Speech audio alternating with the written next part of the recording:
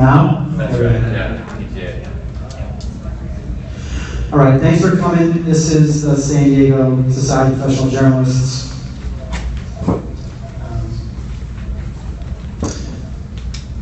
Chargers panel.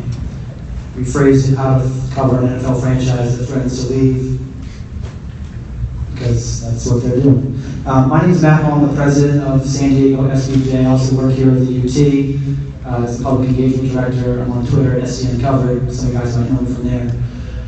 We have a really good panel tonight, so I'm going to first introduce them, then I'm going to ask them some questions, and then we'll obviously leave time at the end to hear from the audience. And if there are questions on social media, you can ping us on Twitter at using hashtag SPJVolts, and we're watching this on Periscope too at SDSPJ. So if you have questions there, we'll try to get to those as well. But obviously we give priority to the people who actually showed up here today for the free cookies and the stellar panelists. So first, let's just walk down the list here. Marty, why don't you go first and tell us a little bit about yourself? Can you guys stand that mic kind of down? Tell us who you are and why you're here. My name is Marty Caswell. I work at Mighty 1090. It's all sports radio station. I'm on with Darren Smith show middays 12 to 3. I cover the Chargers on a regular basis, cover the Padres. Why I'm here, I'm not too sure. But kind of indication from Matthew Hall on how to cover the Chargers. It's been a very different season. I mean, OTAs, practices, media sessions, combine, and it's a different feeling than it's ever been in the past. So I'm looking forward to this discussion. Thanks, Marty. I'm Bernie Wilson with Associated Press. I'm here because I was asked as well. Can't say no to Mr. Hall. Or my boss, Elliot Spaghetti, who's in the room. He told me I had to do it or I was fired. So, or I'd have to empty the trash or something. Anyway, I've been in San Diego since '91, covering all sports, Chargers, Padres, Aztecs, covered the America's Cup, still do. It's much better beat than anything else, because they're rich guys and they invite the media to their parties. Chargers, not so much, so that's about it. Hi, I'm Scott Lewis. I am the CEO and editor-in-chief of the Voice of San Diego. I have a lot of management and other things that I do, but I try to follow some stories and do my own writing because I would die without it. And I came because I love talking, and if anyone wants to hear me talk, that's fantastic. Look, I just think this is a perfect story. This has all the elements of a perfect story. There's characters, there's conflict, there's going to be a climax soon, and then there'll be a resolution. And I just think it's a great story, and I love analyzing it and trying to make sense of it. Kevin Macy, the sports columnist here at the UT. I came to meet Scott Lewis. I didn't know if he was real or not. He just existed on Twitter. I was a Chargers beat writer for 8 years, and then became a columnist, but still I would say that probably 3/4 of my time is spent covering the Chargers, probably more than that lately because of this story, but it's a Chargers town, so I look forward to seeing if Scott still thinks this would not be the biggest story in San Diego's history at the Chargers later. So, Do you think it would be, Steph? I think that it would be the biggest story in San Diego history of the Chargers, yes, for many reasons. There we go. Not the most important, the biggest. How would you define the biggest? Sorry, I'm taking your job. Yeah, wait 1 second here. Want to switch seats? I covered the Chargers stadium search for 3 years too. So. Like you did. Not that we're going to change the You house. got the better end of when you got out. We never get out though, man. It's like Godfather 3. First question, tell me what your relationship with the team is like. What's your experience been? How do you cover them? When, as Bernie pointed out, they don't throw good parties and invite journalists often. And when I say the Chargers, we're kind of keep this in mind. We're not focusing so much on the players, the athletes, and the coaches so much as the stadium search. So whether that's Dean, his family, management, Fabiani, that kind of thing. I'll start. It's changed. The NFL has changed. So they're becoming more in-house and less accommodating of traditional media anyway, aside from the story. Then you throw this story out, and a lot of people that were available before aren't available. I think that everyone is taking notice that the Chargers aren't exactly out in front of this thing. You couldn't have got any of them to an event like this. They haven't talked very much at all, and I don't think that will change. It's been very difficult to get anything out of the team of any substance whatsoever, which is not surprising to guys like Bernie and I. I've had an interesting relationship with the Chargers over the last decade. They've been on and off, but I've never actually covered them as a football team. I've always covered them as a business in town and an institution in town, and in particular, obviously, this issue. So basically, I talked to Mark Fabiani and the experts that he might connect me with, and I talked to Bill Johnson from time to time when something's a little too hot for Fabiani, which then gets me a statement that says, we're not going to comment on that. So, give us an example of something that's too hot. Well, I asked Mark to, I'm thinking and been working on a column for a long time about whether it's moral for us to invest taxpayer dollars into an industry that causes so many health problems for its workers, including early onset dementia, CTE. And so I asked him for comment on that, and he said that that was too hot for him. So I think those are the kinds of issues I'm wrestling with, and it's something I've been thinking about a lot with football. I've been a football fan for a long time. And I've been weaning off of it because of how comfortable that stuff makes me. Well, my relationship with it right now is pretty much less than zero, so it probably could get worse. I mean, it started during the A.J. Smith tenure and pretty much went downhill from there. But Fabiani cut me off a couple weeks ago, said not to waste his time contacting him for comments. He didn't like the wording in one of my stories. So, as I used to tell Bill Johnson, the PR guy, when they would never make Dean Spanos available during the early years of this terrific process, and I would say, Bill, you could either have Dean talk, and Dean gets 50% of the story, and Bruce Henderson and Dick Ryder get 50%, or you could keep him off limits as you are, and he gets 0% of the story. And Dick Ryder and Bruce Henderson get all the story. And he couldn't disagree with me. But he never, made him available because this is Fabiani's baby. And like Kevin said, covering the team, they make it very obvious that they don't like the mainstream press. They probably wish that we didn't bother showing up, yet they still want us to, they're giving away shoes to the needy on Tuesday, and boy, they'd love to have a little brief in the paper, or boy, they'd like to have a photographer out there. But, as far as getting access, if it weren't for Roger Goodell and his mostly media-friendly policy, we may not get access to them at all. So, in a few years, who knows, we might not. So, on we go. What was the specific complaint that Fabiani had? It was on the rent story on how they're making money rather than paying money, and the city documents call it the ADA settlement. So I called it the ADA settlement because if the landlord is calling it that, and that's what they call it, and he did not like that. He also did not like the fact that I quoted his good friend Mike Aguirre. So that led to thermonuclear war, and we're in our bunkers. Mike's back in the museum. How about you, Mike? I would describe my relationship with the Chargers in many ways. Mostly cordial, incredibly frustrating, as Kevin mentioned, completely controlling. The access that we have to how we cover the team, even from an on-field perspective, has changed significantly since I started doing this, I would say, on a regular basis 8-9 years ago.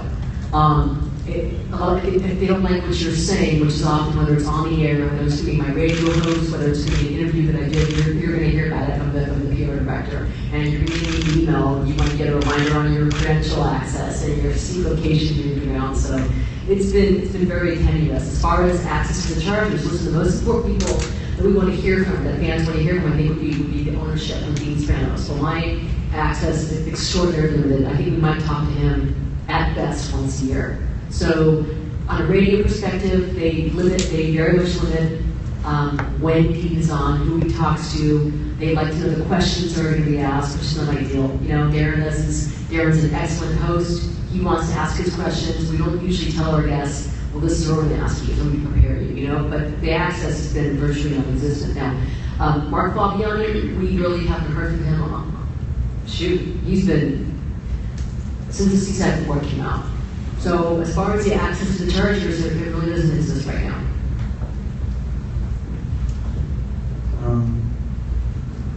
You all are from different media outlets here. We have radio, we have print, we have web, obviously it's a TV story too.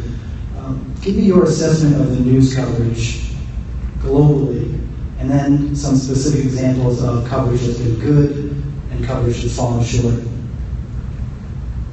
Kevin, you want to take that one? Marty can start because she has the mic. Okay, well, I'm not sure what the global coverage of the Chargers. I haven't read about it anywhere else. I really am. Here in San Diego, in Los Angeles, of course, in Oakland, there's significant interest in St. Louis too. The coverage has been, it's a little bit strange. You know, we'll get questions a lot. What do you think is going to happen? Are you optimistic? I can literally go from reading something that Scott Lewis wrote and change my opinion in 5 minutes reading something that Daily News wrote or something that Kevin Macy wrote. So the coverage is different, and that makes it difficult because you don't know who to believe. You know, one thing that we would hear a lot, well, how can you guys talk to so-and-so? They're clearly embedded with Mark Fabiani. And why do you talk to this guy? He's clearly embedded with CSAC. So a big part of what we do, the challenge has been figuring out who are trustworthy sources. You know, I'm sure we've all gotten emails from people representing CSAC, from the mayor's office, from the Chargers. Wait a second. The Chargers said this 2 years ago. You guys should bring this up. Everyone seems to have their own agenda they want to go ahead and push. So the coverage has been, it's been all over the place. It's been scattered. It's been misleading. It's been challenging. The coverage hasn't been good. Yes, I think the biggest problem that we have, and it's something that you addressed when it comes to access, is we're not talking to the most important people we need to talk to. And until that happens, I would give it an incomplete. That's the best word I can describe right now. Since this seems to be an open-ended question, I'll say the highlight of my career was getting an email in 1994 from our Stockholm sports editor who said he had just translated a story I'd written on Bobby Ross and Bobby Bethard into Swedish. Seriously. And he's been a big Charger fan. I'll get emails from him when the Chargers are playing Monday Night Football. I'm watching, Friday 3 in the morning. He's now moved to Peru and he still watches the Chargers. So, but from more recent history. Yeah. What's that? More recent history. Yeah, exactly. So is this still on? As far as nationally, you know, people that I write for, they just want to know if the Chargers are moving or are they staying, and then they want to know if Antonio Gates, if they should still pick him for fantasy, or if this is finally the year that they don't sit on the bigger screen anymore. So, you know, Marty raised all the issues. You don't know who to believe. You get different pitches. You know, my job is, actually all of us over the last several months, I mean, it's almost a full-time job fact-checking what Fabiani has said. And yeah, we get stuff from CSAG. You know, our bro, Tony Manilatos, he doesn't throw quite the hissy fits that Mark does. That was an audible laugh. Okay, good. That's what I aim for. Well, let's see about that, Scott, later. That's my favorite. Do you like that, Scott? Hissy fit? Yeah, that's good. Okay. But again, you know, I printed out a bunch of responses from Mark. Maybe later on, you know, when the comedy deepens, I could read a few of them. I'll save them, though. It's like for the encore. But again... The after party. The after party, yeah. You know, we don't know who to believe. We don't know what stories we really should be pursuing. Most of the time, I just give up and don't write them. Because, you know, we go by the rule of thumb. Do people east of Yuma really care about whether the filter needs to reach Friars Road? Again, people just want to know, are they coming or are they staying or are they going? So, do you read, just to drill down this a little deeper, do you read other reporters' copy? Oh, yeah. Read all of it, religiously, or certain writers? As much as I can, but you got to remember, I also have to cover the Padres and, You know, there's sailing stuff going on the other side of the world that I cover because it's fun. It's a lot more fun than, you know, reading reports that were written in 2004 about filter. And it wasn't 500 million back then. But I try to keep up with it. But like Marty said, it's confusing. You know, last week there was a story that Carson appeared to be a slam dunk.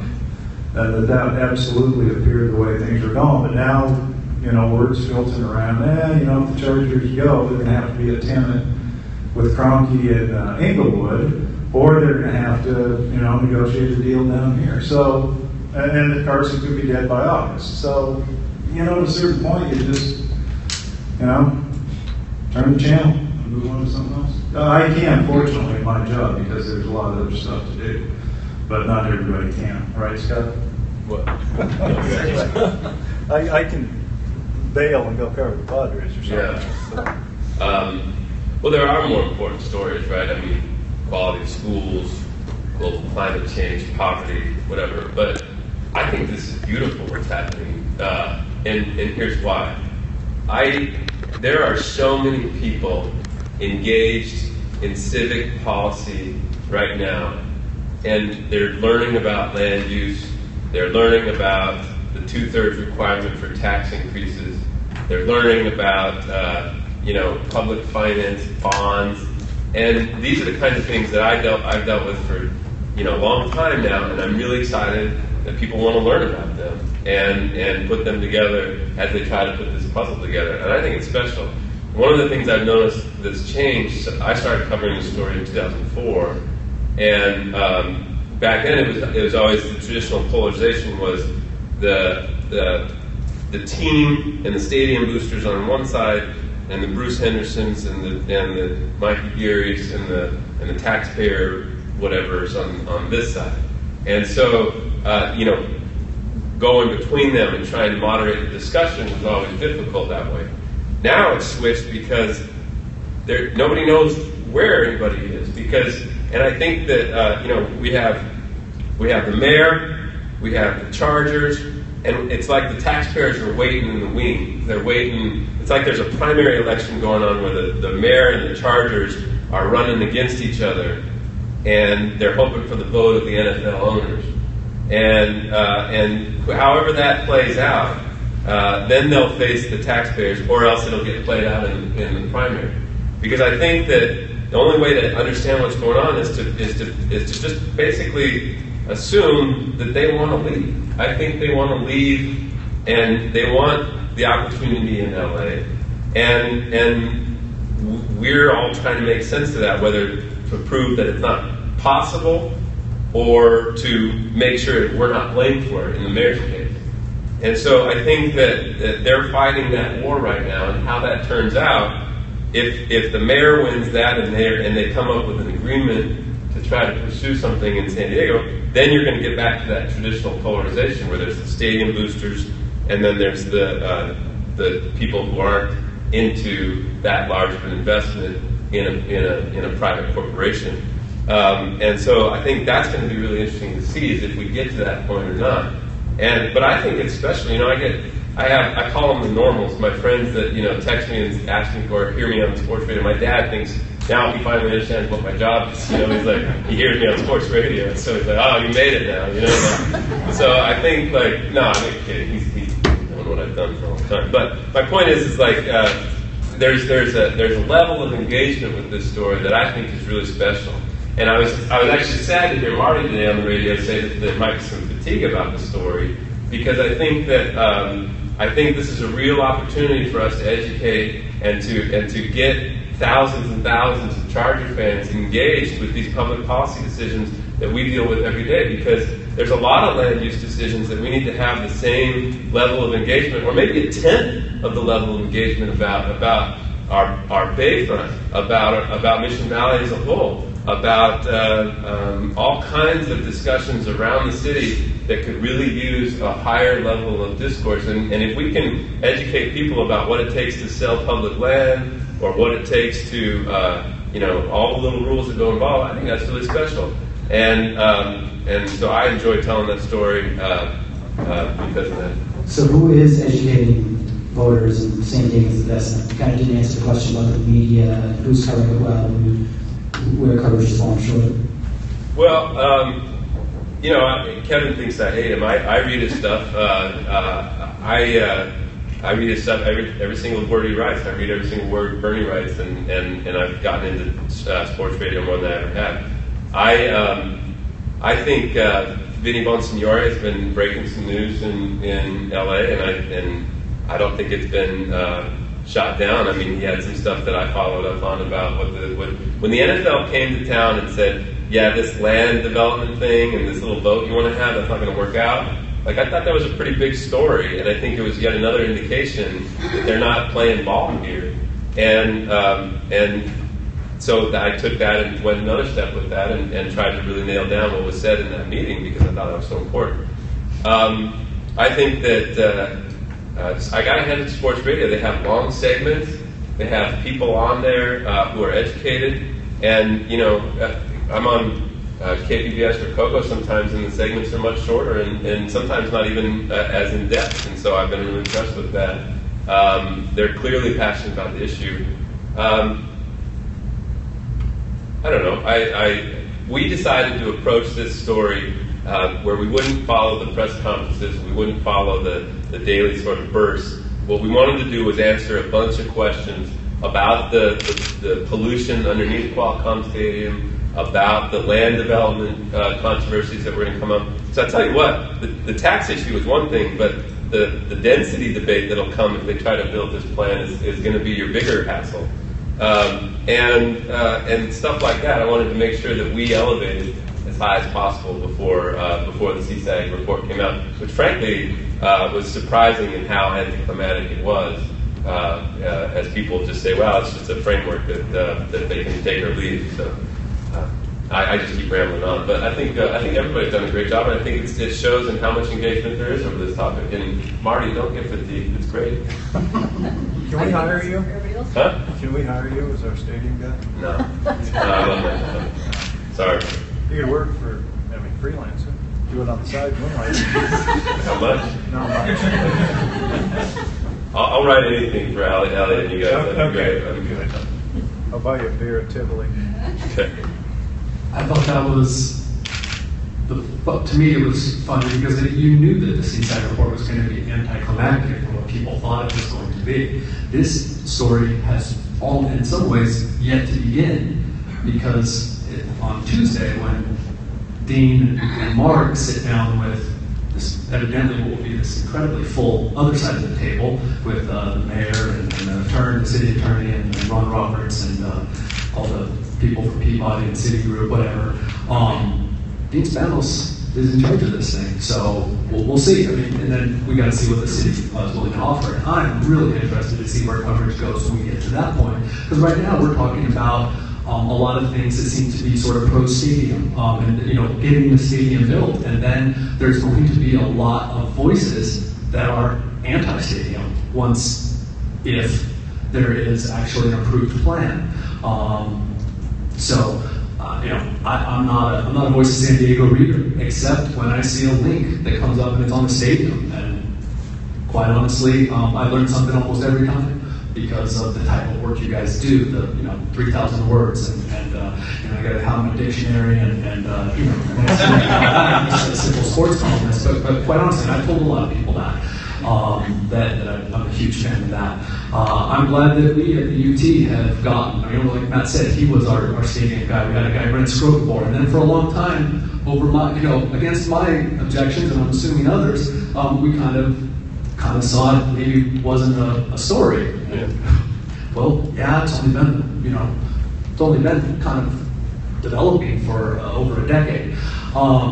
It's difficult and it's a challenge in a lot of things that we cover, but maybe it's because this one's so big, maybe because it's constantly changing, but it's difficult because it is constantly changing and you're reporting everything as if it is the biggest deal and you just know it's going to change. I can't tell you the number of times I've been chasing down something and then it occurs to me, either what someone said or what I know is like, this really doesn't matter until they get to start talking about it. CSAC can put out their stuff about this, or the Chargers can leak this about this. none of it matters until they get it, and the city says, no, you know what, we're gonna need $400 million from you. And Dean's gonna say, ew, I can't do that. Or whatever. That's when all of this will matter. Until then, it's really just noise, which I'm happy to contribute to. That's actually a good segue to my next question. We're talking about noise, and we've touched on this a little bit, separating fact from rumor. There's so much kind of din, right, about the LA move and where in LA, is it Inglewood, is it Carson, is it not going to happen? And you mentioned Vinny at the Daily News reporting some of this stuff. How do you guys decide what to report when you're hearing these stories that are rumors or maybe not true? And just as an example, today this is off topic a little bit, but it kind of shows you the world we're living in. There have been rumors that the Rolling Stones were going to play a show, George Fargo, a show at the Belly Up last week. All people talking about it. We didn't report it, and George was on vacation today, but would have filed the story if something was happening, I'm sure, because that's kind of worker he is. But this afternoon, NBC and CBS and Fox all wrote stories with some degrees of certainty saying the Stones are playing, or fans would be stoked if the Stones are playing, or wouldn't it be great if the Stones actually played the Belly Up tonight? Which prompted me to do a blog post on all of that. So how do you guys decide when to weigh in on these rumors and evolutions of the story? Some of this decided for me because I hear so much stuff. It's just like I'll pass it on to Michael Solons or somebody because you just hear so much stuff. It's been constant. I find myself fighting the fatigue and saying, okay, well, people are going to read this. It is important. It's probably been one of the bigger things because you could write. First of all, I'm a columnist, so I don't do the stadium as my full-time job, so that also makes it easier. You could write about this every single day.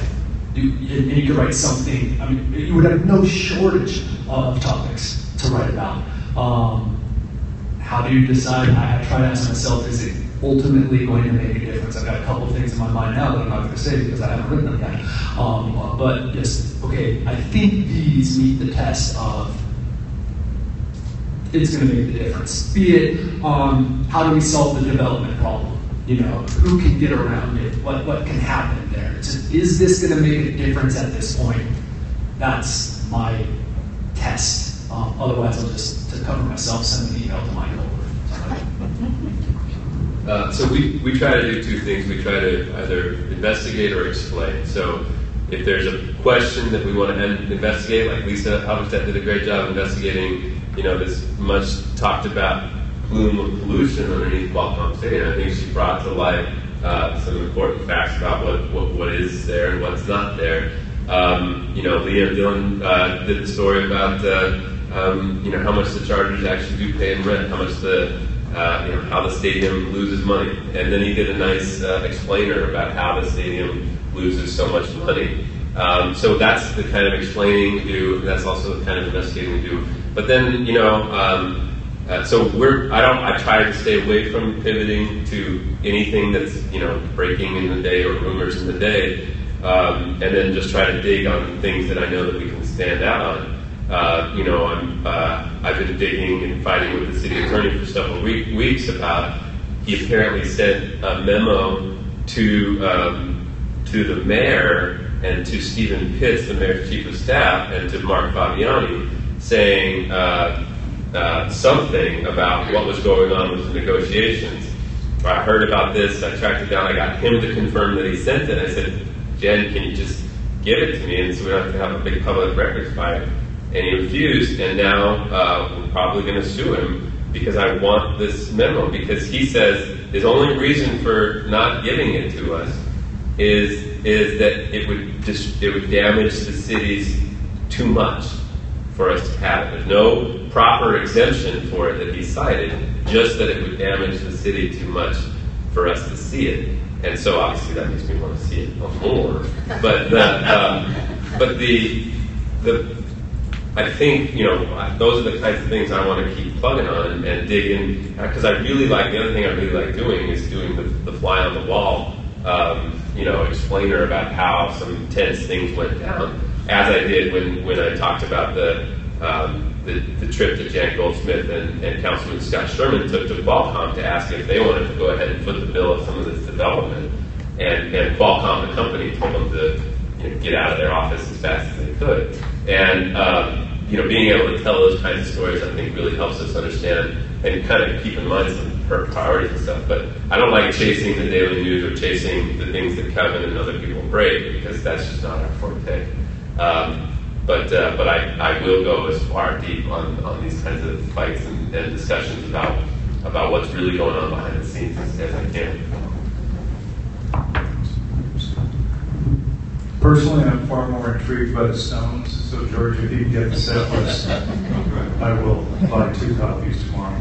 Actually, we still subscribe, but I did vote for Street Fight Man Sunday and they played it.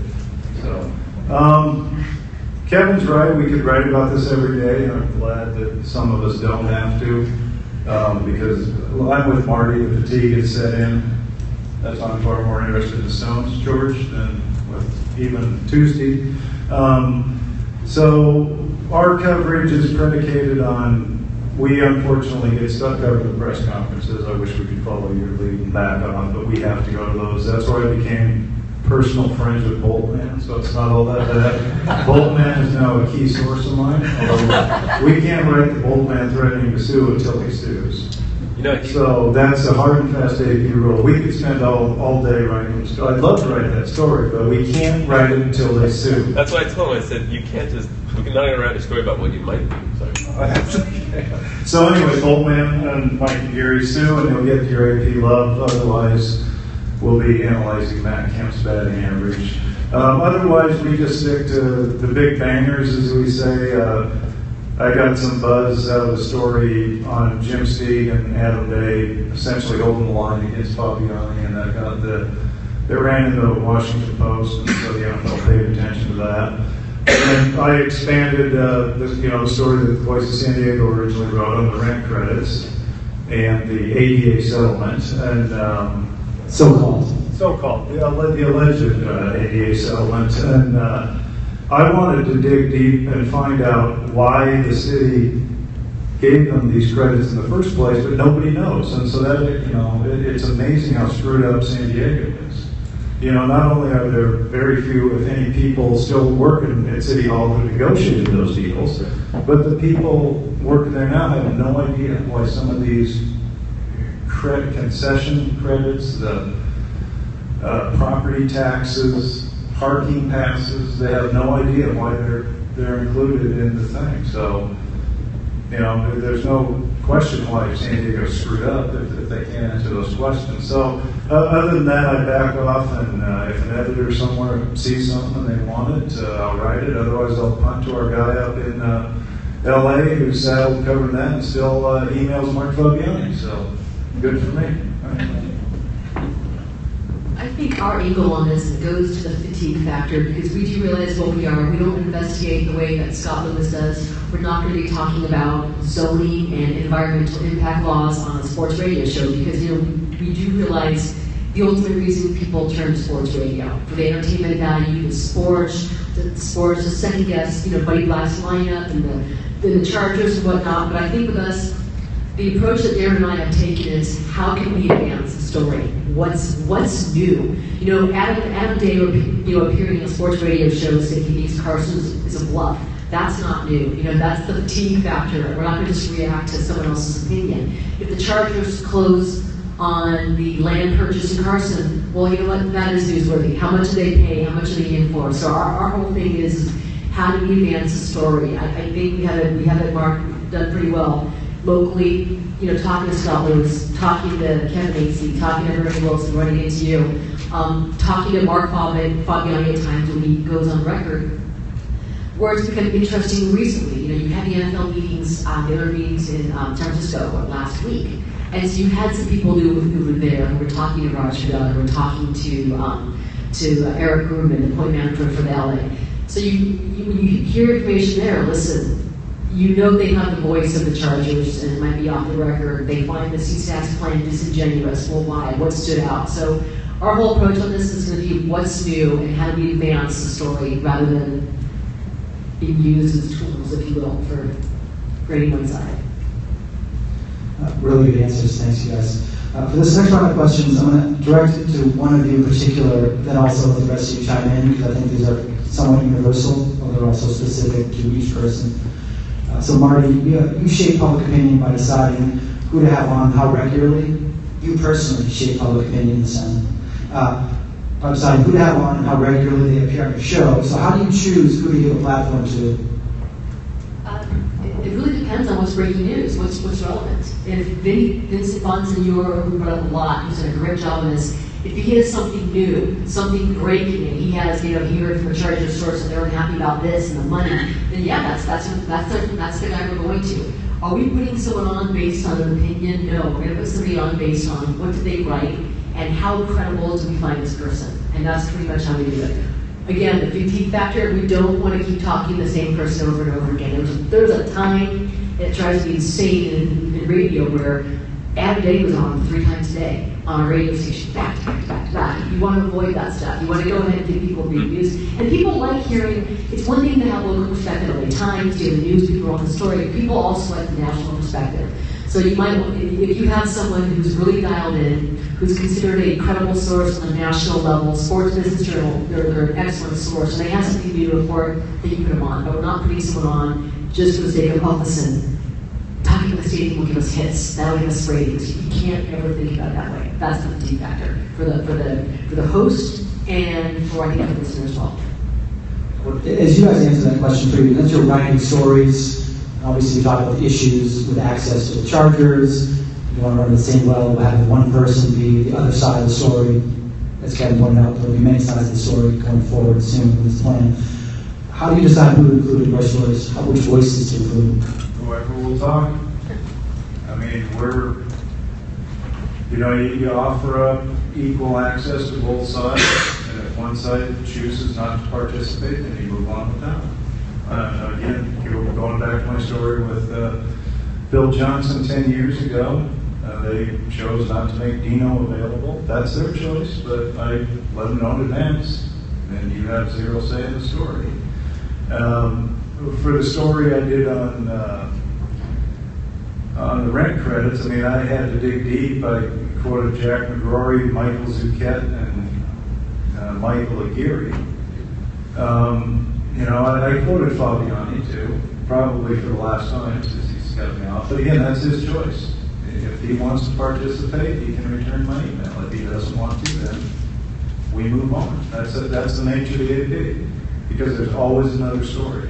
Hopefully not about the stadium, because I'm with Marty. At a certain point, enough's enough. There's going to be a decision.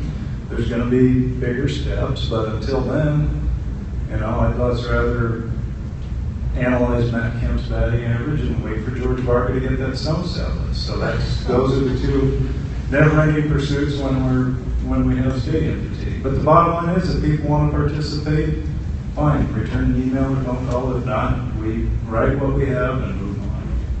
How about you, Scott? I think it's funny that I'm the one saying we should cover this more. I think people really enjoy learning stuff. I think that when they come away from a story or from an experience or listening to something and they know something more and they can repeat it to their friends or they can use it to understand things, I think they enjoy that. I think that's why certain news shows really stand out and others fall away, because you don't leave it knowing something more. And you don't feel it, and so I choose to try to find and highlight the people who will help us understand something about the situation or about the community, or about public policy. So we don't do a lot of giving people platforming. We do a lot of again, like trying to make sense of things, and if they help us achieve that. Again, we have two types of stories that we do. We do one where it's a message, where it's like the Chargers, the stadium loses $12 million a year. That's a message, right? And the other type of story is a story where it's like, the city council went to go see Qualcomm and they told them to leave and that they would never want to help with the stadium. And that scene describing what happened, that's a story.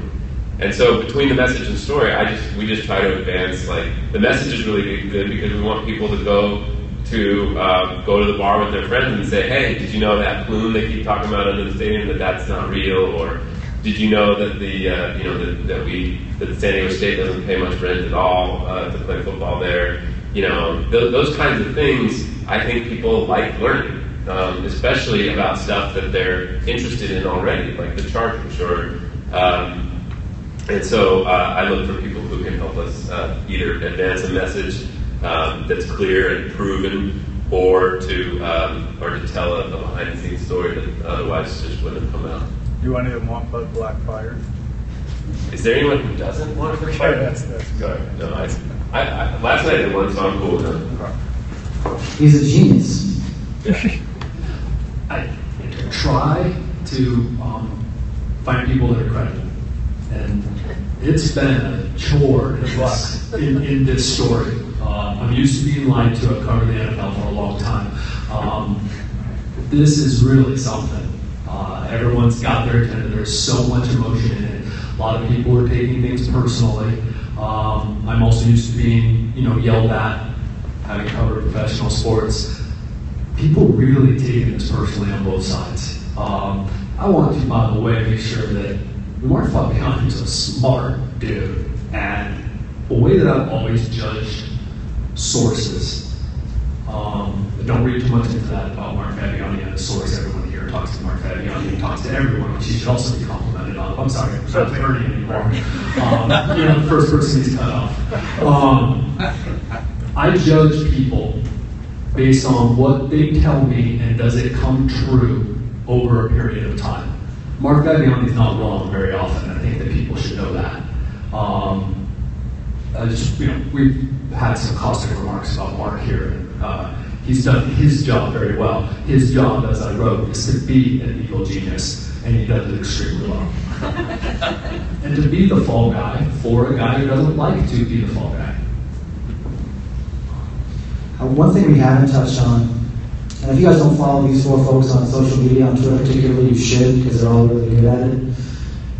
But Twitter is its own thing, right? So when you're maybe on the radio, it's a little different than writing, but how do you separate your social media commentary on this particular story from your reporting? A lot of you guys are sarcastic in life, IRL, and on Twitter. How are you going to walk that line? I'm still learning how to use the Twitter because my sarcasm seems to require more than 140 characters sometimes. And then there's times where I'm not being sarcastic and people think I am because I've generated some sort of reputation there. I've really not tweeted about the stadium nearly as much as I could because it is so much more complex than 140 characters. Some of the things we've gotten into, it's like, hey dude, let's go find a forum that's longer than 140 characters. We can't say what we're really trying to say. This is a complex issue. So I tweet a lot more about football than about the stadium. Well, I really like Twitter. I'm a big fan. I actually just tweet more. That's how you get past the 140 characters. You need to do more. Also, there's a lot of opportunities, like when the CSAC report was unveiled. I had a few specific things I wanted to look for, and here's a really good example. I went right to the spot where they said that they would sell $225 million worth of land, and then they had a little footnote on that, and so it said where they got the estimate for how they would value that land at so much money. And so I went to the footnote, and the footnote had a URL. But I was trying to, record and write things down and tweet and listen. And so I actually tweeted to my followers. I said, can you look at this URL and tell me what it is? And so one guy sent back a picture of what the letter was that justified that estimate of the land value that they were proposing to sell. And so then I was able to take that picture, cut out a section of it, and show the relevant parts to my Twitter followers, and there's like 20 retweets, and I mean, it's just like I'm not saying that's a huge deal, but that was a way for me to then take that information and ask people who were there, gathered at that event, about what was being said. And then that seeded the idea of the story I wanted to do, which was about that land sale, because they were claiming they could sell the land without a rezone of it, but that letter that they were using to justify the estimate said otherwise, that they needed to rezone that land. And so that became a story that I think was different than what other people were doing. And so I don't think I would have done it as fast or as well had I not been able to access some help from Twitter. And I think that's an ideal situation with Twitter. But Twitter and social media in general, I think, is an extremely powerful way to talk with people and to share information with them, and then to get feedback from them. And it's also a way for them to let me know what an idiot I am, and I need that sometimes. And I think I think that's good to also be able to find what they're saying about our stuff that I can help myth bust or something. And I just really enjoy it. I think it's like the dashboard of community conversation that I love being a part of. I try to keep my MySpace page updated. So that's how I engage. Oh, sorry, I couldn't resist that. But I will raise my hand when it comes to cynicism and sarcasm, because that's how I prefer to approach most everything. Because it is a serious issue, but it's still sports. It's not the cure for cancer or whatever.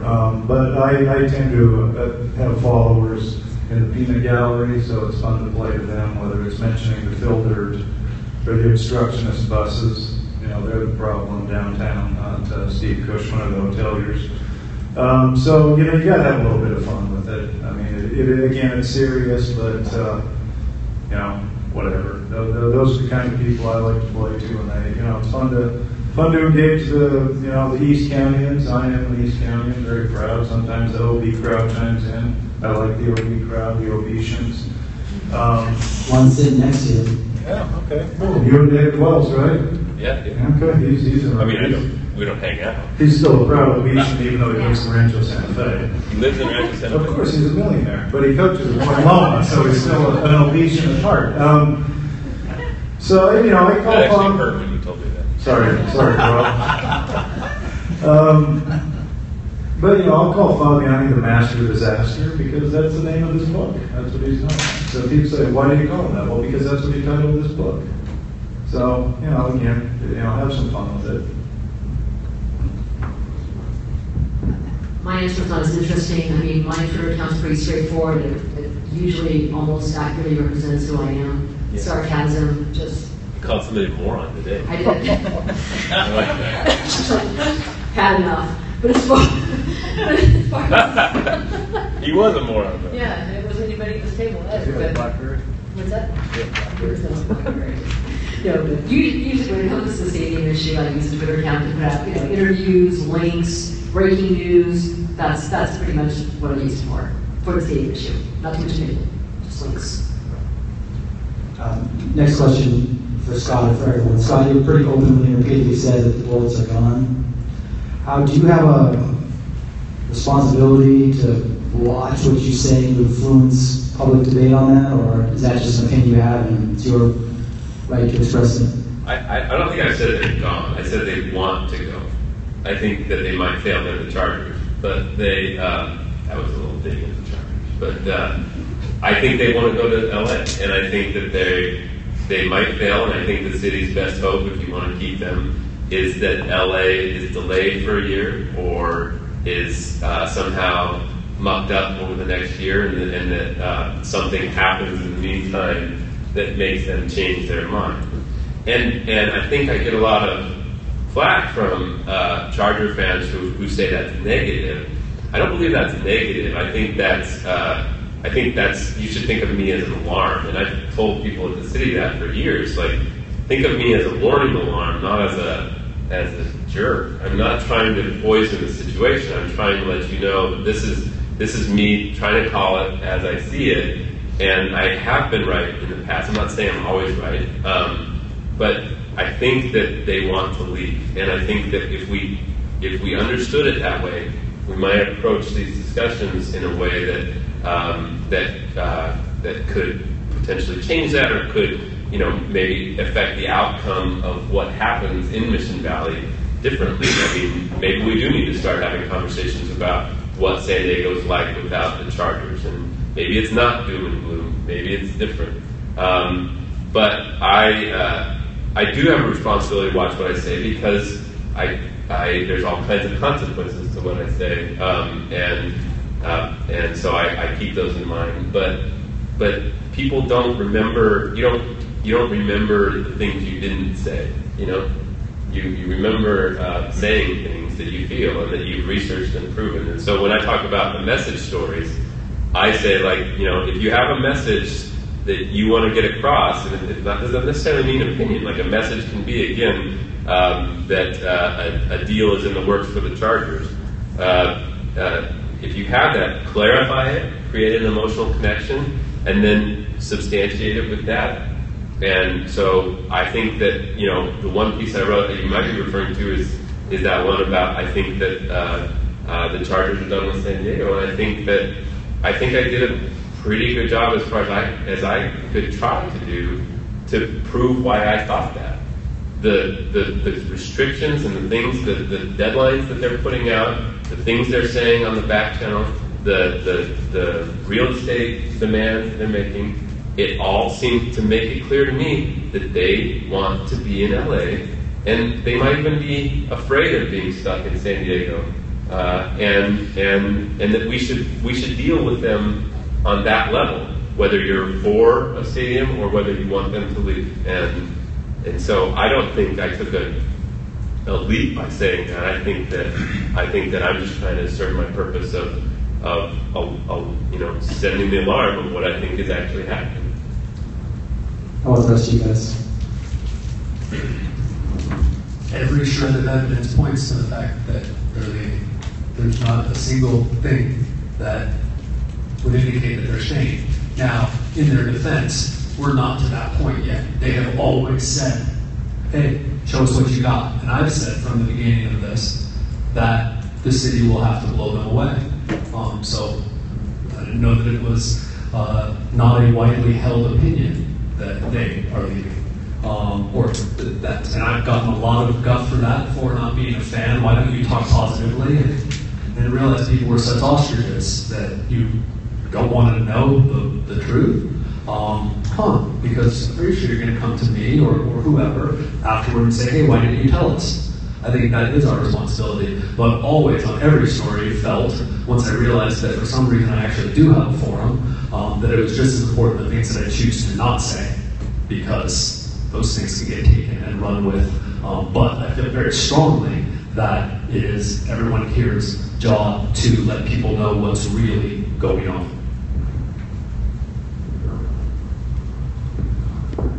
I think the Chargers are scared stiff that the Rams or somebody's going to beat them to LA, and they're desperate to protect that 25 to 30% fan base they say they have up there, that some people believe is more ticket brokers than actual season ticket holders. I think they're gone too. I raised this issue earlier this year with my bro, Dan Cilio, down at your station, Marty.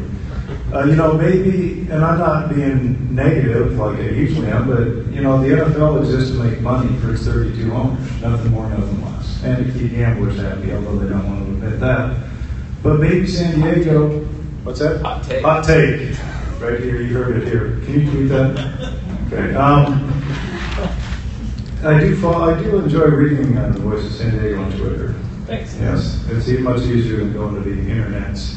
Sometimes there's issues with the tubes coming in that Paul Stevens put in. But maybe it's gotten to the point that San Diego can't afford the NFL anymore. That the NFL has gotten so big that San Diego just can't handle it. You look at these palaces that are being built, and believe me, I've been here a long time now, more than any other place, and it would be great to have a terrific stadium where you could have, a Final Four, a national championship semifinal, or a national championship. The Point City Bowl, the people who run it are nice, but it gets a little tiring after a while, covering third and fourth tier teams in here. You know, and the Stones, when they get tired of playing the belly up, you know, they'll play the big 70,000 seat retractable roof stadium. And but again, these things cost exorbitant amounts of money, and San Diego can't fix its potholes. So, you know, it's a serious reality check. And again, it's not being negative. Maybe, you know, the NFL is not what it was in 1961 when the players had to have off-season jobs and, you know, it was just completely different. I mean, it's not 1994. So, you know, it's a difficult situation, but, you know, some of that, again, is fatigue. Just let it happen, but please make your decision now so that we can get on with our lives. And the Poinsettia Bowl. Since this became an issue, there probably hasn't been a day that's gone by where somebody hasn't asked me, do you think the Chargers are gone? Yeah. And I have one of two answers. I don't know, and yes. If you were asking this question 2 years ago, I would say no. I think they really want to get it done, and I did believe that these fans wanted to get it done. I think what Stan Kroenke and Inglewood changed everything, and I think the biggest thing, it's not going to be CSAC's proposal. It's not going to be what they want the Chargers to contribute, or if they think that a surcharge on tickets and parking is feasible. I think the biggest issue right now, and it's going to make this extremely difficult, is the timeliness factor. Okay, you've heard that the NFL can move the relocation date for the application process to October. I don't think that happens because you don't want to have a lame duck team during the season. But then it could happen in January. You have a city that hasn't done anything in this issue in the past 13, 14 years. And it's very difficult to believe that in the course of 4 months, and they might start Tuesday just by talking about it, not changing the proposal, it's hard to believe that they can really come up with a feasible plan in 4 months and have a special election which is in the best interest and get enough votes. It's really hard to believe that the Chargers have faith that this can actually get done. And to all your points, if you're the Chargers, the last thing you want is to be the third team to LA, because there aren't going to be 3 teams in LA. There might be 2 at best situation. You're not going to have 3 teams in Southern California. It's not going to happen based on who you go ahead and choose to believe is an NFL source. But it's really hard to think as to why anyone thinks it can get done. And I finally had Jan Golden on the show, and I think he's a very honest person, at least from my very limited interaction with him. He doesn't feed the BS. He doesn't pump his fist, for the camera and say, we want what's best for San Diego. He says, listen, I can see why the Chargers are skeptical. It's been impossible to get anything done in the past decade. And when I go back to that, it's really hard for me to find a reason as to why, this can get done. Last one of this round for Kevin. You mentioned earlier that maybe it was after I stopped doing the beat, that there was a stacking at the UT where there wasn't a news reporter assigned to cover the Chargers. At that time, how did you manage your role as a columnist, weighing trust but verify type comments from Chargers sources, and as a columnist as opposed to a news writer, and how has that changed at the UT? And for the rest of you, this role, Michaels, you guys all are parts of teams, that cover this. Marty, your station has a bunch of hosts who talk about this, and Darren always talks about it. Bernie, you mentioned the LA report. Scott, obviously, you have Lisa and Leanne who cover this. So for you guys, how do you decide who writes what stories? At the time that you left, I remember writing in October about this, and people universally killed me when I said, LA's for real, folks. Don't stop talking about it as just smoke. There's fire there, and people universally killed me. There was a time where there wasn't this sense of urgency. It became apparent to me, and I wrote a very lengthy story in December, that this was going to happen. So yes, Stan Kroenke, everyone blames that the Chargers used that as their reason for going ahead with Carson. But if you think they weren't working on Carson, here we go. Then you're idiot. But moron is the word we tend to use. I'm a lot nicer than Marty, as is everyone in this room. And The part of your question was the trust verify. How, as a columnist, how did you, essentially, you were the voice of that story for the newspaper. We didn't have news reporters covering it. So how did you write those stories and how did you handle that? At that time, I really did. Before we really started to cover this on a daily basis, I really did feel the responsibility to get the word out and to tell people where it was at. Though I've said this many times, I could have, the story really hasn't changed. This is going to be up to what are the Chargers going to accept from the city and county, and what are you all as the voters going to approve. The story really hasn't changed for all this other noise that we're making. It was very important to me to put that out at that time. And I think we've already talked about, I thought that we'd already talked about the difficulty in this story of knowing who to trust, and there's just a lot being said and a lot of information. I don't know that hours pass that I don't get a text or an email from someone involved in the story. It actually has surprised me, the people that have texted and called me to want to make sure that I know something about the other side. Yes, I've worked weekends for a long time. Including Boltman? Does Boltman text you? No, Boltman does not text me. I'm not that. Can I give you his Clearly, we know there's a void there. We do a kind of a strike team type thing on these things. So it's not that Liam and Lisa and I always cover the Chargers. It's that we recognize when something might need coverage. And Lisa in particular has really worked on honing this quest approach for stories. So right now, for example, she's doing a quest on solar panels and the issue of solar in the region. And I think it's awesome. So we take one question, the future of solar in San Diego, and she follows it with all the different related questions until we can have an event, put a bow on it, and say that we did a good part. She did a good job last year on SeaWorld. Spent 3 or 4 months really investigating all the issues with SeaWorld, and turns out to be really timely. So we took the same approach with this Chargers thing. When the Carson News and other things broke, we said, all right, let's take from this point until the CSAG report comes out, let's take until then to just vet as many different angles and investigative ideas that we have, and put that all together, and we even called it the Chargers Nuts and Bolts issue, and the stadium Nuts and Bolts. And so that's how we decided to do. We don't want to do anything unless we can do a really good job at it. And I think that when we failed in the past, it's been when we just touch on something, and it might be a good touch, but touches only last for 10 hours. And so we're going to get into something, we're going to do a really good job on it, and then we're going to get out. And people bugging me now to do SeaWorld stories, but our eyes are on different things, and the SeaWorld story is not where it was.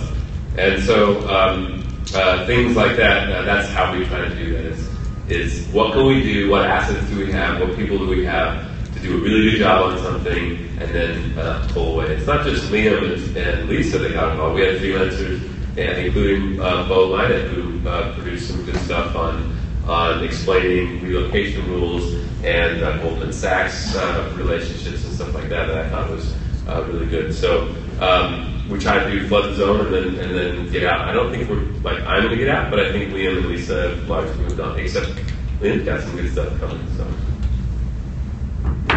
Bo is one of my peanut gallery guys on Twitter. So oh, yeah? We have fun. It's a sports story, so I get stuck covering it whether I like it or not. Just like, you get the call that so-and-so got arrested for DUI, or so-and-so failed his drug test, or, right, Marty? Right, Kevin? That's you get a lot of that covering an NFL team, or God knows what else. So it's purely sports, but, I tap Elliot for help getting a hold of, you need to get a hold of Flax for a city council person, or a county commissioner, or somebody, or how do we do this? How do we, we're going after some public records too. And if you guys do sue, let me know, bro. Well, write that story. Yeah. And we're, next time Boltman texts you, tell him he has to sue. And then I can write about both of them. So, but when you sue, that's a story. We're trying to get some public, public. but then NBC just jumped on it. Yeah, well, track their skull or something. Have Bogo. They're good. Have Bogo after him. He's wearing that leather helmet or something in his Twitter picture. You know, I'd love to dump the story off onto Elliot, but then I'd have to go down and cover the border or the military or something like that. So, you know, it's that's how the AP works. So. It's different. It's honestly different being radio because we don't really assign this. It's based on how big of a show, go get it. How big is the story, go get it. We should fight over and do that kind of stuff. So. Last question from me, and then I'll throw it to you guys. We talked about the trust issue and how to trust sources. Let me kind of reframe that and see if your answers are a little different. How do readers know whose coverage to trust? Or listeners? Wait. I'll just start from the radio perspective. If they trust the host, if they trust Darren Smith as a radio host, they are more likely to trust the people he puts on because it's going to be for a specific reason. If that makes any sense. So if we put on Vinny wants to do on a regular basis, it's because Darren trusts him as a source, as a credible source. So if the listener trusts Darren as a credible talk show host, then I think they're more inclined to go ahead and trust the people that we see as experts on this topic. To answer honestly, I have no idea. But, you know, early in the process when Fobbs and I were still trading email, he wanted to give me something off the record, and I said, no, it's either on the record or we don't write it. I mean, that's a hard and fast AP policy. You try to get it on the record. You don't let sources hide behind anonymity. And if it's that important, put your name on it, or we'll, again, move on to the next thing. So he said, okay, fine, everything from now on is going to be on the record. And that didn't help because I got a lot of non-answers here on my little encore sheet. And it's, you know, I'm glad personally that Jim Steig was on CSEG because we knew him from his Charger days. Very honest, smart man, knows the NFL, knows sports, good guy, returns calls, emails. Adam Day, I remember quoting him during the whole Reggie Bush saga because Saquon was tied into it. So I reminded him of that, and he said, "Oh yeah, that's right. We still have some things going on with that." So I said, "Okay, make sure you call me when it's for public consumption." So Scott, your turn. A guy at NYU came up with a term called algorithmic authority. The idea being that it used to be that you got trust as a journalist by being associated with an institution, like an institutional authority. Like if you worked at the New York Times, you might be the worst fabulist in the business, but you worked for the New York Times, so you had authority. The internet disrupted all of that, and it made it possible for people like Nate Silver at 538 or others to prove that they were credible, that they were somebody whose analysis you could trust. And they did that through algorithmic authority, which the algorithm is the formula you use to come up with how you do how you solve a problem. And their algorithm was, this is how we do our analysis. And we're transparent about how we do our analysis, about where we're coming from. And you can trust it or you cannot, but that's where it comes from. We're showing our work, in other words. And so I take that very seriously. I think that in this day and age, the best way to judge somebody as a consumer is to look about how clear and honest and transparent they are about how they're going about solving these questions or answering these questions. And I think that the more we can do to be honest about what we're trying to achieve, where we're coming from, who pays us, who we talk to, what we think about the world, I think that transparency breeds trust. And I think that, you can have sometimes the most supposed objective, independent reporter out there, but people might not trust him near as much as they trust a columnist whose opinions and who has been extremely transparent about who they are, where they're coming from, and why, and has throngs of people willing to listen to what they have to say. And I think there's something to that we the more open we can be about everything that we're thinking, in all these different forms, whether it's on radio or on Twitter or on TV or what we write, the more honest and transparent you can be, the more you give the people a chance to evaluate that and decide whether it's something they want to listen to or not. And so I try to be as transparent as possible. I try to answer as many questions as I can from even angry people or very very upset people, and I think that goes a long way towards building that trust. But ultimately, there are going to be people who don't trust you and don't want to hear what you have to say. But ironically, they beat you all the time. So that's just how this game is played. One of the things that Twitter has taught me is that only if they agree with you do they trust you. If you write something that's counter to what they believe, then you're an idiot. The transparency thing, I've tried to be very honest. I think I've written a couple times, we're not going to fall in the ocean if the Chargers leave. I've also written that it's kind of important to me as a sports columnist in a town that has 2 professional teams who makes a living because the Chargers are here, and that I've become an expert on the Chargers, that, yeah, I'd like them to stay. Okay, so that's a given, right? You know that that's where I'm coming from. Yet I'm also trying to tell you, hey, you don't want to pay for it? Cool. And I understand the other. I've written twice about the fact that the Chargers get a 30 share. Okay, that's amazing. That's the most watched thing in San Diego. That means 2/3 of the county isn't watching them on a Sunday. Okay, I think those people are going to be fine, and I think a good number of the people that are watching them are going to be fine if they leave. So I really do, because that is so important to me, because you may have heard that we were owned by some guys who were pretty pro stadium and all that. And you know what? Not once did one of them tell me what to write, or did I get the feeling that Jeff Light was telling me something that came from them. But I knew that I was fighting that because I hear about it all the time. So really, really try to be transparent about where I'm coming from. Those are some great answers right there to that question. If you guys have questions, I don't know how you want to do this. I can give you this mic if any of you guys want to ask these guys anything. Okay. Thank you, ma'am. Sure. I'm Ken Stone from the Times of San Diego.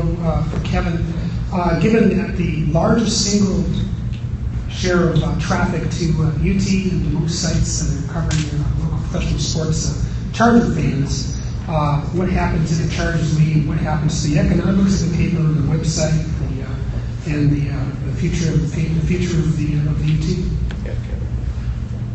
From a personal standpoint, I have absolutely no idea, because you're right. I learned that my first month on the as a columnist. I wanted to write a column about Kathy Van Wyk and the San Diego State softball team making it to the NCAA tournament for the 6th straight year. I love her. I love what she's done there. I think I wrote it really well. I tweeted the crap out of it, and 2,500 people read it. That's the wonderful thing. It's great about that we can now tell how many people are reading something online. I could write, I believe the 2 most read things on the website this year are columns about Phillip Rivers. I mean, it's just simple. I could write about Phillip Rivers having a bowel movement in April, and it's going to get more hits than the San Diego State softball team going to the NCAA tournament for the 6th straight time. That's just a fact. I had to make a decision the other day. I was going to write about this, the stadium on Monday. You know what? San Diego State baseball team made it to the tournament for the 3rd straight year. I ripped Tony Gwynn good the last couple of years. I felt that I was compelled to go and write about the success that the team is having, and I also think it's an interesting story. That's just so what will happen? I'll end up doing more of those stories, or I won't have a job. People might want to realize that too. They're the ones that accuse me of wanting to run the Chargers out of town. What will happen to the economics? I think that the Chargers' importance to the paper is overblown. I can't get into exactly how much money we're making off of all these hits. I think we're making a heck of a lot more money off the real estate section and other things than we are off the Chargers. I also want to tell you that the Chargers are eventually, and the entire NFL, going to even more control what the traditional media is allowed to do to cover their team. All right, so gosh, if they stay, in 10 years I might not be allowed anywhere near the building, so what do I care? All right, we're not gonna fall into the ocean. I got kids and a really, really nice wife, and I should probably spend more time with them and cover high schools. Anyone else with a question?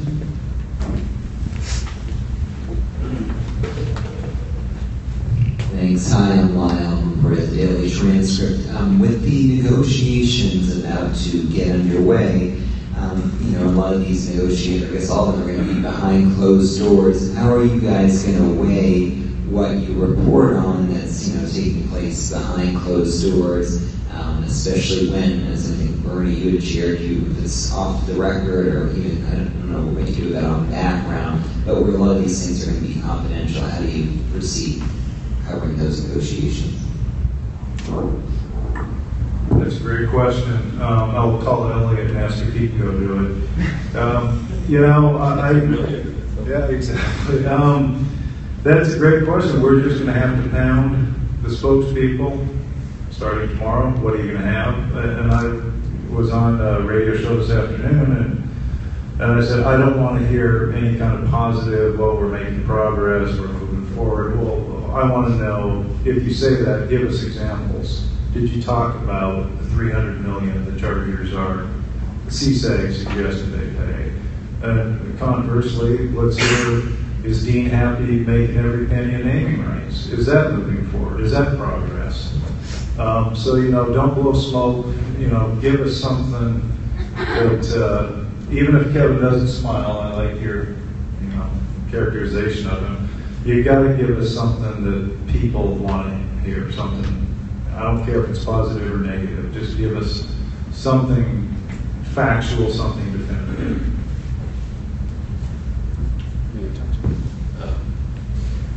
Well, I mean,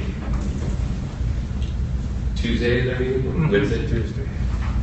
They're going to come out of that, and there's going to be a bunch of people outside the room or outside on the street or whatever, and they're going to say, the mayor's going to say something along the lines of, nothing. And it might be something along the lines of, it was a positive meeting, it was a constructive. And then the back channel might begin. I don't know what the back channel will look like, but there will be a back channel. And it'll be interesting to see, in particular, what that back channel looks like from the Chargers' perspective. I have a sense, I said this on the radio today, but what you guys said, that I think the Chargers are going to tell them this whole framework just doesn't work. That we're not talking about $100 million here or $100 million there. We got to come up with something wholly different to even continue this. And how do you confirm something like that? I don't know. I've tried to get really good at triangulating sources to come up with a fly on the wall scene of how this sort of thing works. I don't think I'll be able to do this with this particular group. Maybe I'll work on it. The city attorney and I are a little on ice these days. But there is something to be told. But these conversations I actually don't think are that significant. I think that Chargers will make themselves known about what they want to have happen pretty soon, and we'll just have to wait for that. I've written this at least once, that the first thing, and I believe this is why it's only Dean and Mark going from the Chargers side, the first thing they're going to do is say this doesn't work. You guys need to tell us the process by which we can get this done within the NFL's time frame, and that time frame being that the Chargers can't get left out in the cold. They can't be left in San Diego playing at Qualcomm Stadium. They can't even risk that, and the NFL will not make them risk that. So I believe the first meeting is going to be, hey, tell us, we agree Goldman Sachs because we don't need to talk numbers now, we need to talk dates. And that's why I've tried to make so much sense about the land sale issue, the boat issue, And people say you're picking apart, you're trashing the CSAG report. They made the same claim. CSAG spokesman Tony Manalonis made the same exact claim that the Chargers were not talking about this in good faith and that they were determined to go to the NFL. But his point was just that we're going to win over the NFL. I'm sorry, the NFL is not on San Diego's team. I think you put it best. The NFL puts on a show, and I don't think that was ever more revealed than when the two tense rivals, the Raiders and the Chargers, this historic rivalry was revealed to be just a business partnership that they're willing to display openly. And I think that the NFL puts on a show, and we're at some point going to have to decide whether we're even in the bidding to bid on that show, and then we're going to have to decide, like you put it, whether we're willing to spend what the bid is worth. And I don't think we've even got that bid yet. Where CSAG aired, also written this gives me no pleasure to talk about CSAG in a negative way. Where they aired was thinking this was a campaign, or thinking that they could win over the owners. This is all about, yes, we're going to get a vote at some point, hopefully. This is all about what the NFL, it's going to come down to that. And the NFL gets to say, did they try hard enough? That's the NFL gets to say that, not us. We can think this was the greatest proposal in the world. The NFL will find a way. Bernie, Marty, you guys know this. The NFL will find a way to justify it with a straight face. It will be impressive. And 33 million people here in San Diego going, that makes absolutely no sense. Doesn't matter. Yeah. And that's why I think it's important to put in perspective. When you say there's a problem with the CSAG, assumptions, I'm not attacking any of the people on that board. I like, know many of them. But there's certain realities, and the structure and the framing that the NFL is bringing to this discussion is not one of playing in that world. Marty, do you want to weigh in on how to cover closed meetings? Last thing I'll say, to your point, it's about what the NFL wants. What's the best interest of the NFL? That's it. And that's what it comes down to. So, I'm done. Not to be too flip, I just wanted to throw something out there as the AFC guy. The Mets are going to be in town Tuesday night, so I have to answer to a whole other constituency that does not care or know who Kevin Faulkner or Dean Spanos are. They're going to want to know, did the Mets win?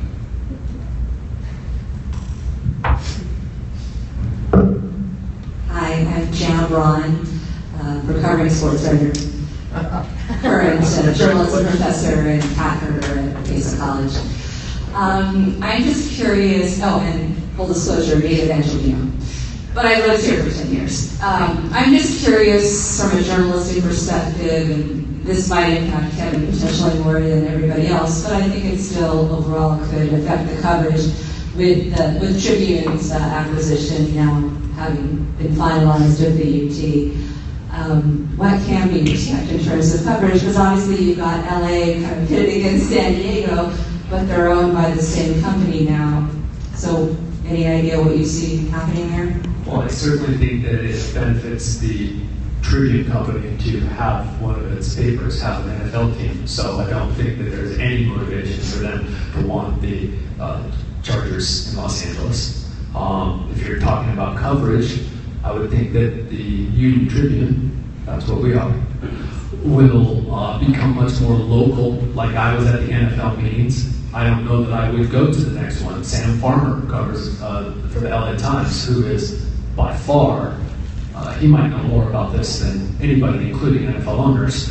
Because the truth is, none of them really know how it shakes out. I've got guys that I talk to that I trust, and they don't really know. They have their opinions. This will come down to a vote of 32 of them. I like to say 31 because if you're fine with the relocation, I'm pretty sure you're going to vote for it. So it's really 31 owners. But I have no idea how this is going to affect us. My understanding, thankfully, is that the Tribune largely stayed out of local operations in terms of, hey, you cover this, but They also share a lot of stuff. So, but I don't think that this impacts us too greatly at all, other than the fact that, if they do move, then I'm assuming Michael Gilkin, our Chargers beat writer, will, go work for the LA Times. It's pretty easy for them to do that now. One quick thing that was interesting, the LA Times wrote an editorial a couple of weeks ago about how it was inappropriate for the state to allow environmental exemptions for these stadiums the way they have been. And that, I don't think, would have been in the UT just a couple of weeks ago. So that's interesting as far as an editorial goes. So I think that kind of thing is interesting. Yeah. Any other questions?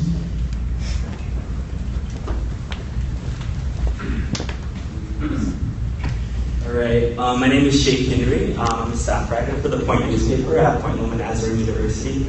And I just have a question, just for conversation. The Chargers were originally in LA in 1960, and so I was just wondering, what did you guys think about, do you think there would be any animosity from people that they're coming back to the city after leaving, or how do you feel about that they're returning back to the city they left? I think a good frame for that might be what the LA feeling about the Chargers is, and I don't actually know anything about that.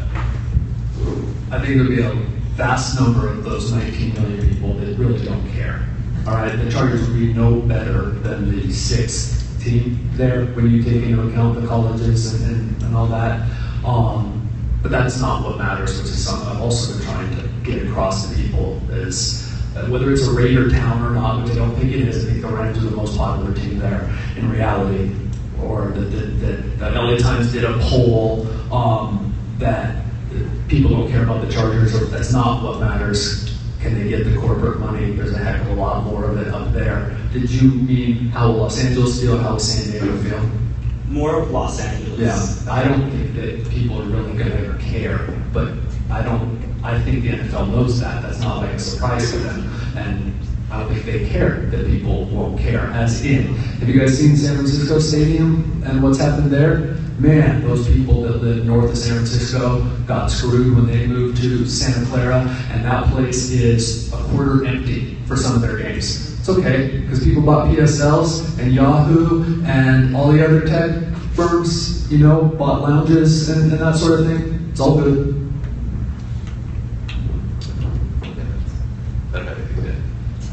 Can I add something really quick? Obviously, yes, please. All right. Oh, no, that's up to Matt. Go. I moderate the one.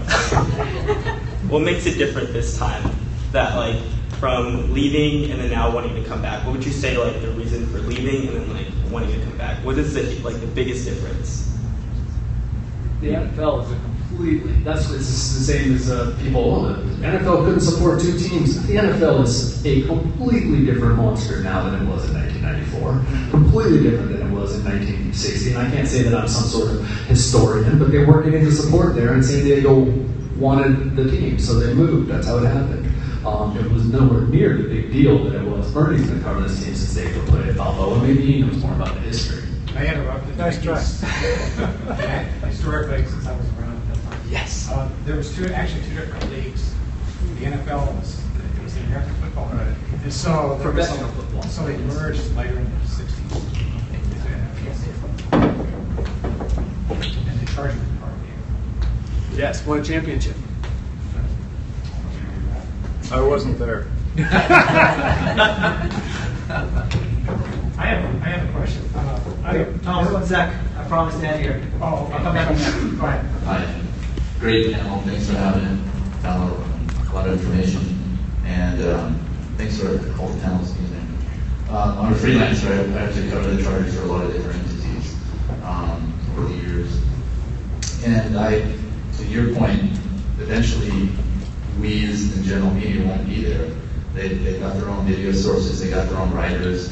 It'll be mostly, we'll be sitting in a room like this, watching the game on the screen, maybe getting a video feed, in a mobile box, and then getting the quotes that we need from them, or maybe catching the players in the parking lot in the cars. I mean, that's where it's going. It's so controlled now. And Bernie can attest to this, as far as getting information out of anything within that building already too.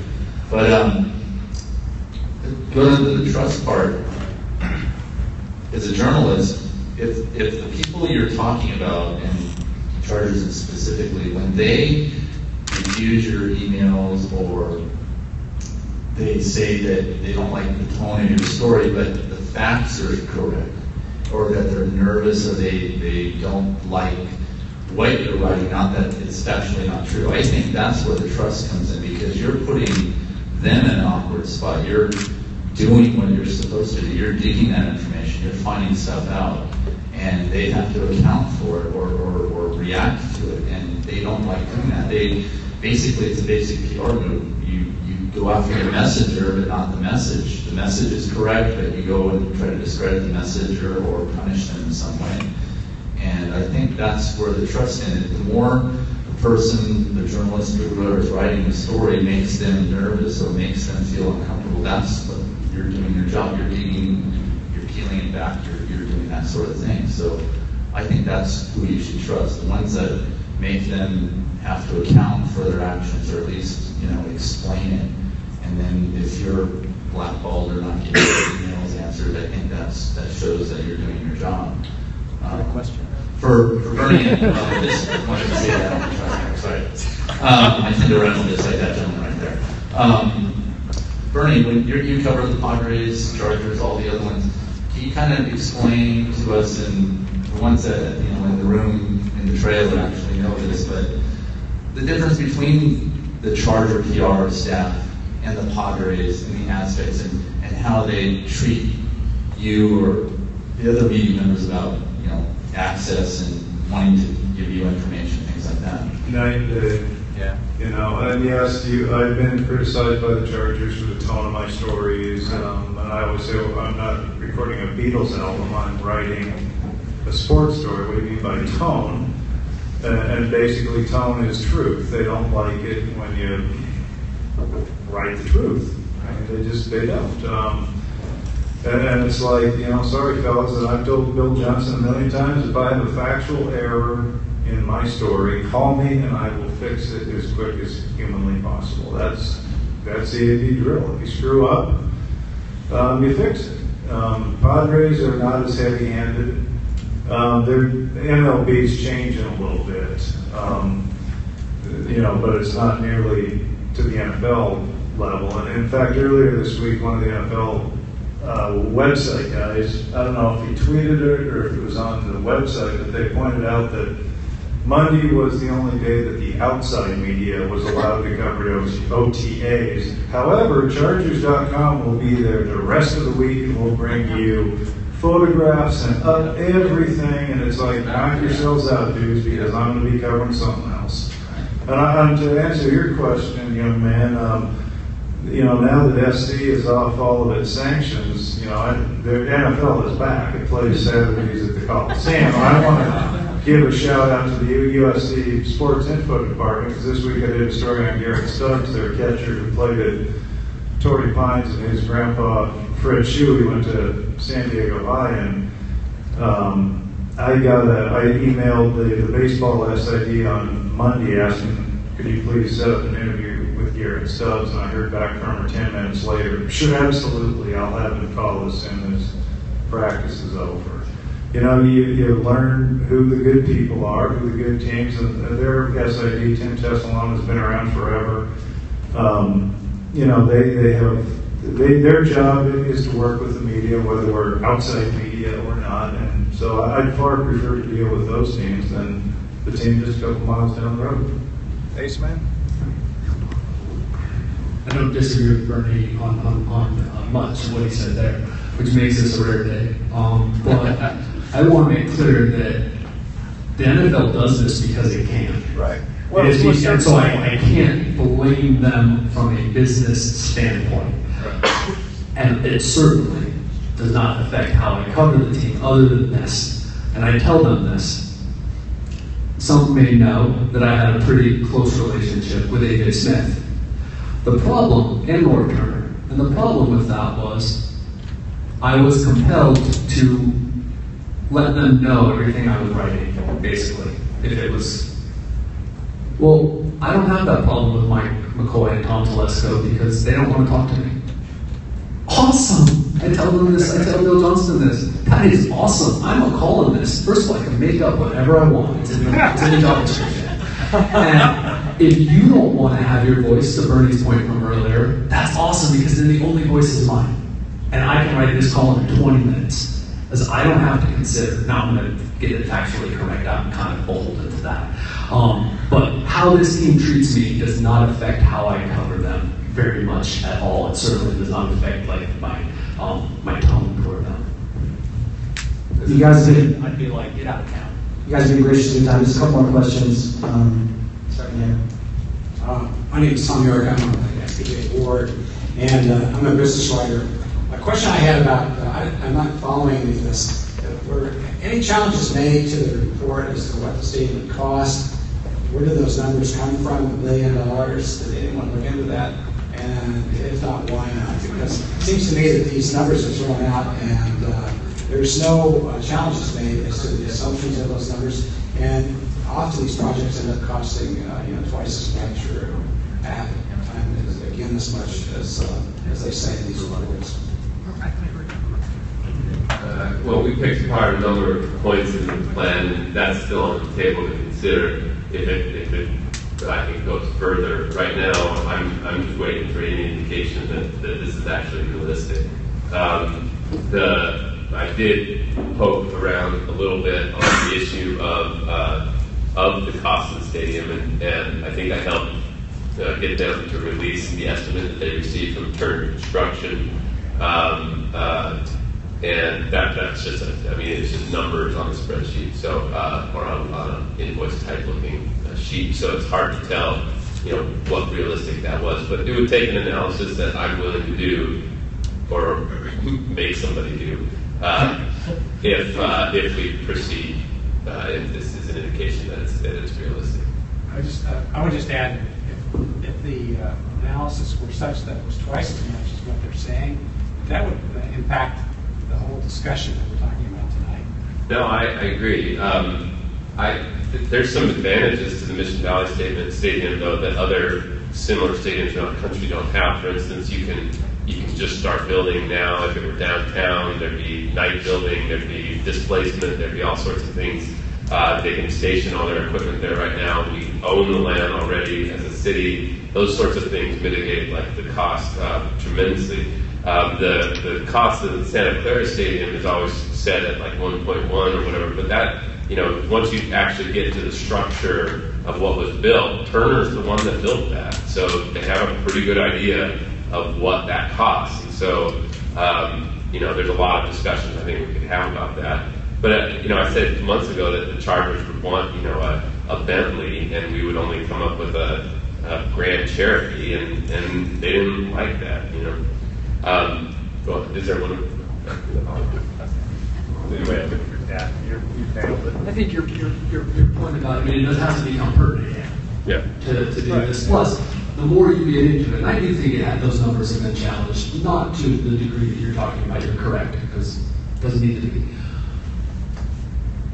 The more you learn about stadiums, there's no apples to apples comparison when you start talking about, and was it 1.1 billion or 1.3? Well, what did that include? What didn't that include? Well, they got this and they got this.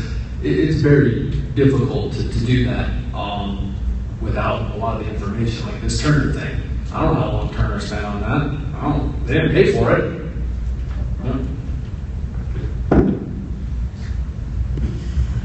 My name is Patrick Carr. I'm the sports editor at the Daily Aztec over at San Diego State. I'm also a part-timer at KPBS. I was, based on Scott earlier talking about the amount of engagement with this story and how this stadium might end up going to a public vote, probably most likely.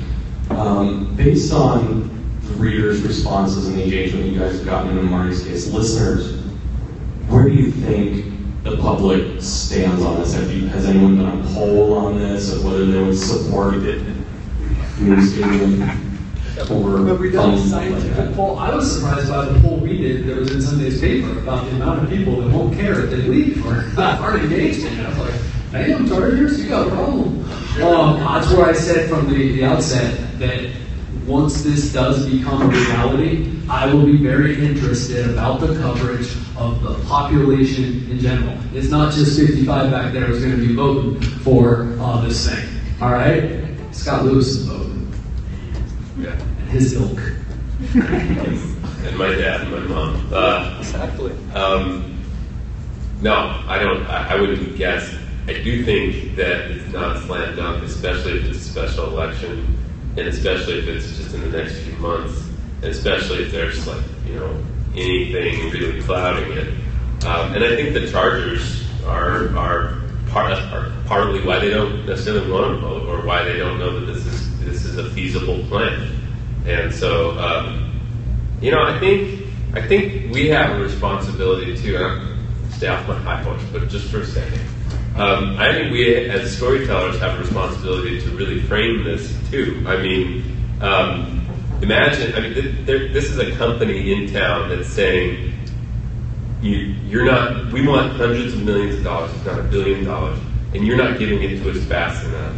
And we're going to leave." Imagine if there was a factory in town, pretty cool factory that everybody was excited about, but that the factory, all the employees at the factory, they had broken arms, they had broken legs, their brains were falling apart, and they were walking out of that, and this company had the gall to say, not only you have to build us a new factory, but you have to do it in the next 5 months. You have to come up with the money, or we're bolting.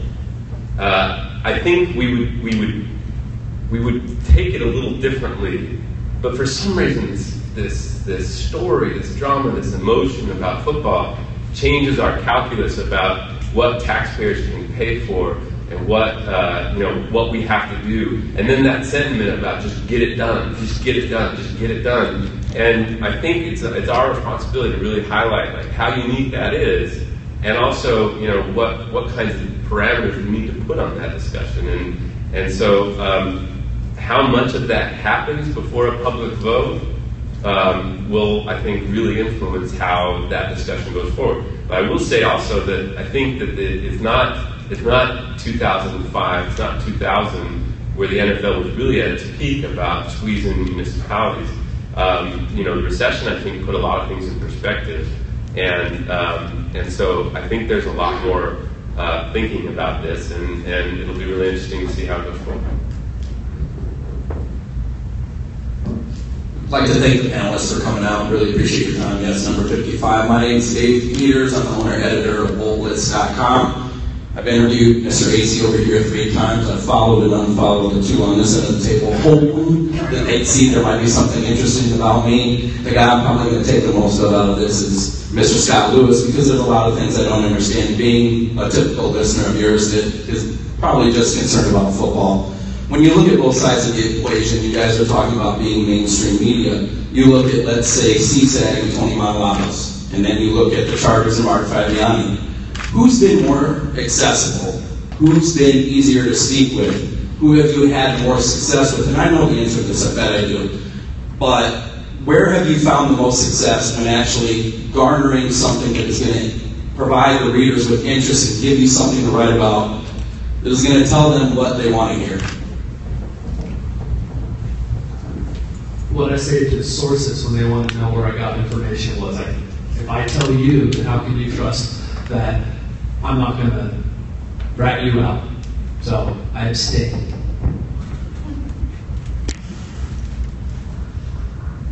Great question. That is a pregnant pause right there, my friends. I like it. I think that there are a lot of people who want to hear that it's all going to be okay.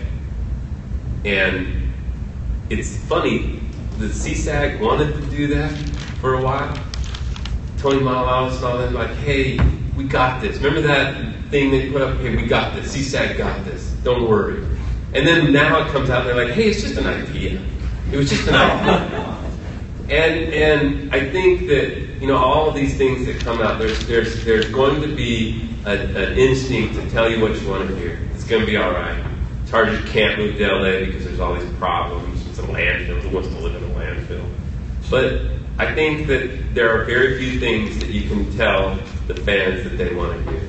And I don't think anybody's doing that right now.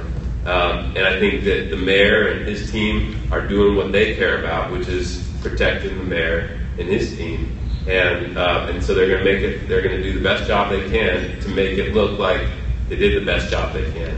And I think that's fine. I have no problem with that. But you should really want the straight talk. And I think there's people that want to do that. And ironically, you know, the Chargers are being pretty honest about what they want, and I think it's offensive in many ways, but it's happening. Now, one thing you could do is also turn to the mayor and say, we gotta fight these guys harder, and maybe as a country get together and challenge the NFL to reform its approach to these stadiums, because it's holding people who care about the teams hostage. And it's not right. It's not a business. It's a cartel. So are you asking me to join the Boltman movement and form an antitrust lawsuit against the NFL? I don't think that works in particular because Boltman wants the city to exercise that claim. But the city's already agreed not to sue the Chargers in writing in a contract. But I don't think I do think there's something to the idea of the mayor of San Diego, the mayor of Oakland, and the mayor of St. Louis having a meeting in St. Louis and saying, hey, this is garbage. This is garbage what you're doing to our community. This is garbage about what you're doing to manipulate the process, to squeeze taxpayers, and to treat your employees the way you're doing it. And we want reform. We want this to be a better situation. And you know, that's what frustrates me about the mayor is I want him to take a side, say this is the stadium I want to build, this is how much it's going to cost, or take the other side and say, hey, this is garbage. You're treating my constituents like garbage. And I think the more we have that discussion and force them to answer that question, the more that we can have a productive discussion out of this. Or maybe that's a total terrible thing to do and we lose the team. So I'm not good at keeping teams in the stadium, so. Good stuff. I'm going to drag out my encore set list right here. I promised you that. I'm not going to bore you with this, but Mark Fabiani is very good at getting back to people, except for the AP guy in San Diego. But I prefer email, and I've been sending him emails since January 30th. And I'll just read you some of his responses. I'm not going to re-report the questions, but they're very specific, asking for certain information. One of them, his answer was, I have no clue, never seen it before, and the people who would know are all at the Super Bowl, so I can't figure out it immediately for you. Another response, I don't know offhand. Another one, will let you know when I make progress for you on these items. Thanks. So at least he's cordial. Love you, Mark. Another response, I don't have anything to offer you today on either of these issues. And then when I asked specifically, I will get specific here, that I see a copy of the engineering report that says the Qualcomm site would have to be raised to the level of Friars Road. His priceless answer was, all of that material is in storage. Marty? I'll just be very quick. People are most accessible when it best suits their purposes. That's it. Well, that was great, you guys. I think when I commandeered you in the coming of this panel, I said it would take an hour, it took 2. So thank you very much. Thank you guys for coming. Great questions. These guys are on the